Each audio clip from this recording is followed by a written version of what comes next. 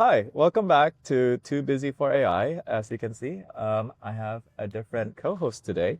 I'm Hansel, as always. I'm an AI bum, and My name is Kaila Alvarez. I am not an AI bum, but I am an expert in diversity, equity, and inclusion, company culture guru, executive coach, and someone who just loves and empowers people.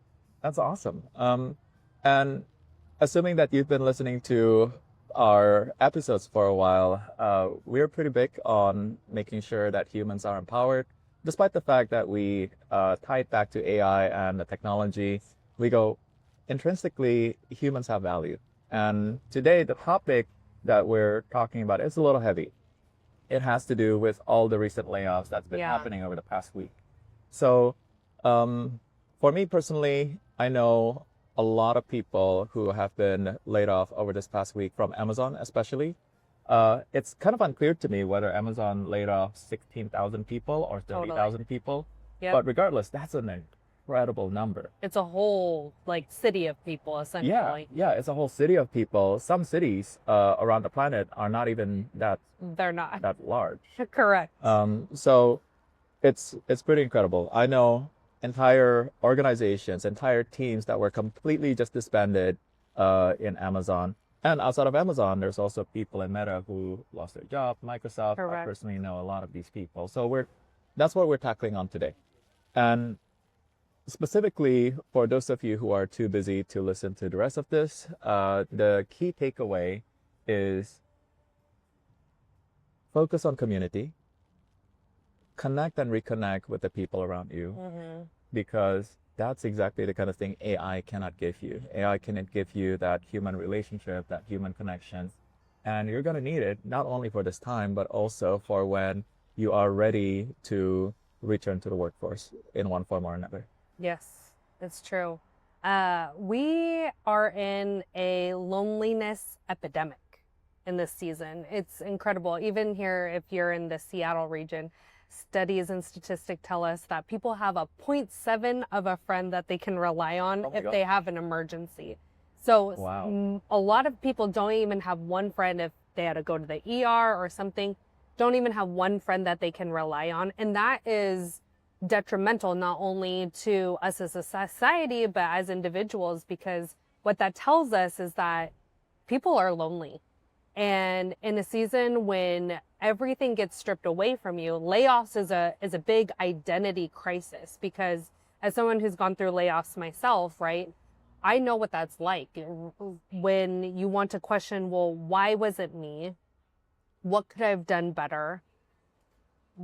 Who am I? What do I do with myself anymore? It is literally an identity crisis. And for a lot of us, if we don't have anyone to process that with, that's really hard. And I think navigating those complex questions about who we are, how do I find wholeness? How do I find purpose? How do I find belonging in a season, in a world where they say they don't want me, they don't prioritize me, I'm not valuable anymore? That's really hard to wrestle with. And I think it gets back to, how do we find who we are? And I think you're right that it has to start a lot with community. Given that in this podcast, a lot of times we focus on AI. Yep. I'm thinking that there's a lot of people out there who might, instead of turning to humans, they might turn to AI, because AI might be very supportive, might be very affirming, like, hey, you're perfectly fine, you're gonna be successful later Yes. on. But there's something intrinsic about the human connection that I feel would be missing, and I cannot quite figure out what that is. So what do you think it is that people would get if they go out and reach out to their community and go, hey, I was just laid off. Yep. I'm really struggling about this. Yeah. ChatGPT tells me that I'm gonna be fine, but I'm really not okay. Yeah. What would they get when they reach out to a person? Well, I think we have to backtrack even more than that. It's, how do you find community in a season? We're in a societal epidemic where most of us don't even have a community to turn to. And we have done ourselves a disservice in the workforce because we have over prioritized career and professional development more than anything else, especially here in the United States. Statistically speaking, the average person spends about 1/3 of their life sleeping. The other third is miscellaneous things of living life. The other third of it is actually working. So you are spending literally 1/3 of your life working. And so because of that, a layoff is actually a blessing in disguise because it's giving you back a whole nother third of your life that you never had before. But many of us don't even know what to do with ourselves with that other third. Like, we don't know where to spend our time or who our people are or what relationships we should invest to. Because we've so overly skewed our time management in our careers and lives, what has happened is it has been detrimental to the other equities of our life. Because the truth is, so many of us get into a rhythm and a cadence of building our careers that we're so focused on getting the next job, promotion, or whatever, but we don't actually stop and ask ourselves, well, am I actually called to this? Is this something that I really feel like I want to give who I am? Does this bring me wholeness? Does this bring me satisfaction? And the sad reality is most people say no. Most people spend 1/3 of their lives building something they don't even ethically or emotionally or practically believe in. Well, and I might be digressing here, and I'm not sure. Sorry. But I'm thinking that you started out talking about community. Yeah. And how we need to rediscover our community and rebuild that. But I'm also thinking for a lot of people who spend 1/3 of their life doing work and pursuing their career and so on, their community are their work, Peers. the people that they meet at their work. And if they're laid off, they basically lost their community too. They have. So what do we say to people like that? I don't think there's a perfect answer for a lot of people. This is where people have to kind of search within themselves of like, what parts of themselves do they want to build, and taking the intentional actions to build those relationships and taking risk. But it's funny because studies also show that, especially for us in the tech industry, there is a high population of techies that don't have the strongest social skills. Yeah. Right? Like, I think we're like very much known for that in the techie industry of like our people skills are not always the best, right? Like our communication skills, not so great. Can we write algorithms and like code? Absolutely. Can I talk to a computer? Yes. But people, maybe not so much. So the social skills is hard. And I think, again, this is a blessing in disguise because it's forcing us to grow in areas that we didn't know we needed to grow. This is forcing us to adapt and focus more on our humanity versus your own skill set and being valuable because of who you are, not what you can do. So I think that's great in terms of addressing people for whom their identity is tied closely to their work. Yeah. And now they're laid off and now they're having an identity crisis. Yes. There's another layer to this, right? Yeah. What about the people who are on top of that? They're facing financial insecurity. They don't have enough savings.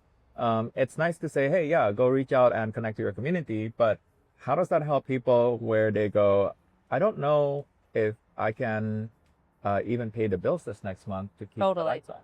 Yeah.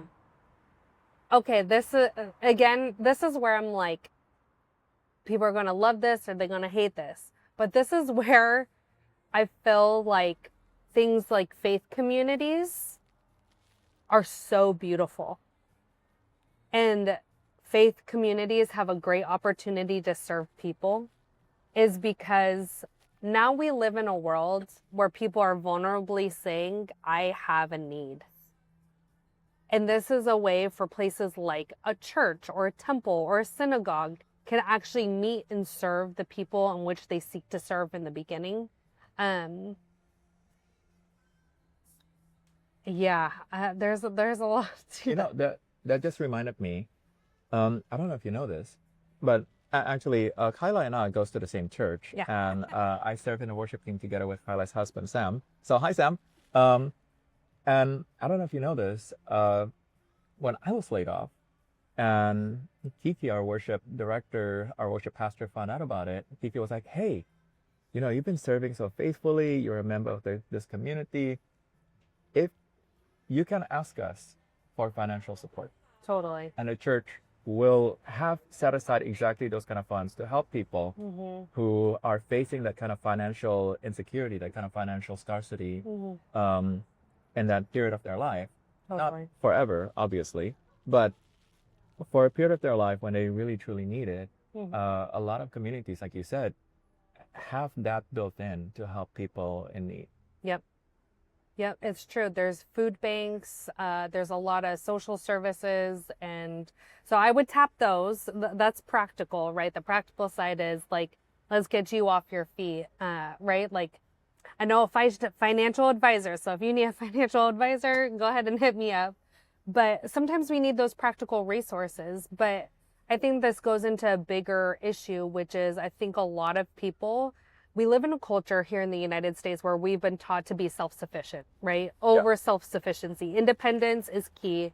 You know, every successful person I've ever met, they never built it on their own. They did get help, whether that's someone said something, whether someone offered a connection, right? Human connection is what carries us. And I think in this season where many of us may be in a financial hardship, I think this is where the world has the opportunity to leverage, like, what gift sets do I have to gift the world? And how do we desperately need each other? Well, we have to live vulnerably enough to say, hey, this is my gift set. This is how I can serve people. And at the same time, we have to say, hey, this is where I'm lacking right now. I need help, right? We can't do it on our own. And I think we have to throw this lie that somehow we are inferior because we need help. The truth is we're stronger if we know how to ask for help. And so you just reminded me that there's another aspect of community. There is definitely the aspect of asking for help. Yeah. But then there's also the aspect of offering something that you're able to do. Totally. It doesn't have to be anything big. It doesn't have to be related to your primary career or skills. It could be as simple as, hey, you know, thanks for helping me out. Let me watch your kids so that you can go out on a date. Yeah. Right? I mean, a lot of people need that. And that's really true. I can't tell you how many people could use that. Let's call out the elephant in the room. Yep. A lot of people lost their job, and a lot of executives call out that it's because AI has replaced them. Yeah. One, that's not true. You are far more valuable as a human than any AI system out there. That's right. You know, I think the first thing is that I think it's okay to grieve, right? I think people need to validate their emotions and their experiences real. And so the idea of being replaced by AI, like, sit with that, grieve with it for a while, but don't stay there. I like to think of this as like another turn of events in technology where technology has shifted opportunity as to opportunity. For those who have been laid off, when we go back into the workforce, I'm not going to be surprised if we're leveraging AI more than ever. So again, it's more of, instead of being at war with AI, how do you leverage it so that we can grow with it, adapt with it, and utilize it ourselves so that we can pursue and invest in things that are more meaningful. If AI, let's just for example, can manage my scheduling, it can manage my time management with my emails, it can manage a lot of different systems and practical things, that gives me time back so that I can spend time with my family.